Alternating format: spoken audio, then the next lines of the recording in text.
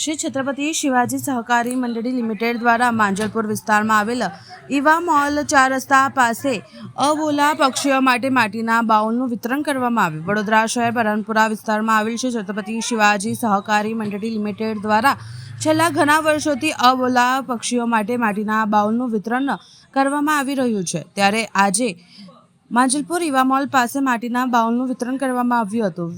દિવસે ને દિવસે વધતી જતી ગરમીને લઈને મનુષ્ય પણ ખૂબ જ હેરાન પરેશાન થઈ રહ્યો છે અને અબોલા પક્ષીઓ પણ પીવાના પાણી માટે વલખા મારતા હોય છે. ત્યારે અબોલા પક્ષીઓને સહેલાઈથી પીવાનું પાણી મળી રહે તે હેતુથી શ્રી છત્રપતિ શિવાજી સહકારી મંડળી લિમિટેડ દ્વારા છેલ્લા ઘણા વર્ષોથી માટીના બાઉલ વિતરણ કરવામાં આવી રહ્યું છે. આ કાર્યક્રમમાં શ્રી છત્રપતિ શિવાજી સહકારી મંડળી લિમિટેડના અધ્યક્ષ અને બેંકના કર્મચારીઓ હાજર રહ્યા હતા અને કાર્યક્રમને સફળ બનાવ્યો હતો.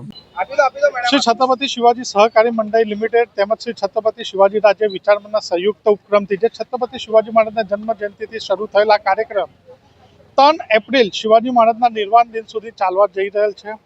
આજે ઈવા મોલની સામે એટલે માંજલપુર છત્રપતિ શિવાજી સહકારી મંડળીના શાખા પાસે આજે આ બાઉલ વિતરણનો કાર્યક્રમ રાખવામાં આવેલો હતો. જે રીતે લોકો હાલમાં જ એક શાકવાલા બેન અહીંથી લઈ ગયા બાઉલ અને તૈયારીમાં મૂક્યું અને મૂગા પક્ષીઓ પાણી માટે તરત આવ્યા. એટલે એ વસ્તુ આ કાળઝાળ ગરમીમાં અબોલા પક્ષીઓ ક્યાં માગશે?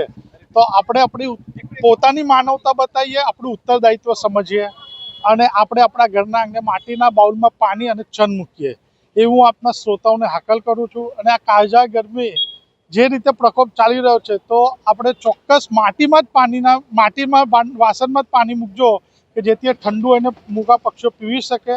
અને હું વિશેષ કરીને વડોદરા નગરીનો આભાર વ્યક્ત કરું છું, સંસ્કારી નગરીના લોકોનો અને તેની જોડે આપ મીડિયાનો ખૂબ ખૂબ આભાર વ્યક્ત કરું કે જે આ અમારા જનજાગૃતિના અભિયાનને લોકો સુધી પહોંચાડવા માટેનું જે તમે કટિબદ્ધતા લીધેલ છે અને જે સાથ સહકાર આપી રહ્યા છો એના માટે હું સદૈવ આપના મીડિયાનો અને આપના શ્રોતાઓનો ઋણી રહીશ.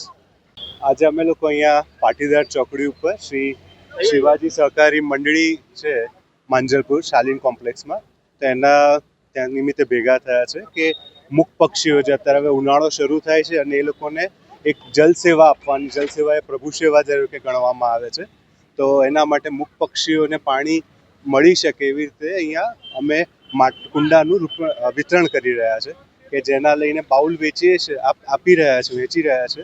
તો લોકો એ જાગૃત થાય અને પક્ષીઓ માટે પાણી મૂકે અને એ પક્ષીઓ એના લઈને ઉનાળામાં એમની તરસ છીપાવી શકે. મારું નામ ડૉક્ટર સમીર છે, હું અહીંયા શાલીનમાં જ છું. એમના શિવાજી સહકારી મંડળીના ચેરમેનશ્રીના અમે આભારી છે કે આ રીતનું એક સારું કાર્ય એ કરી રહ્યા છે અને અમારા થ્રુ પણ એ કરાવી રહ્યા છે.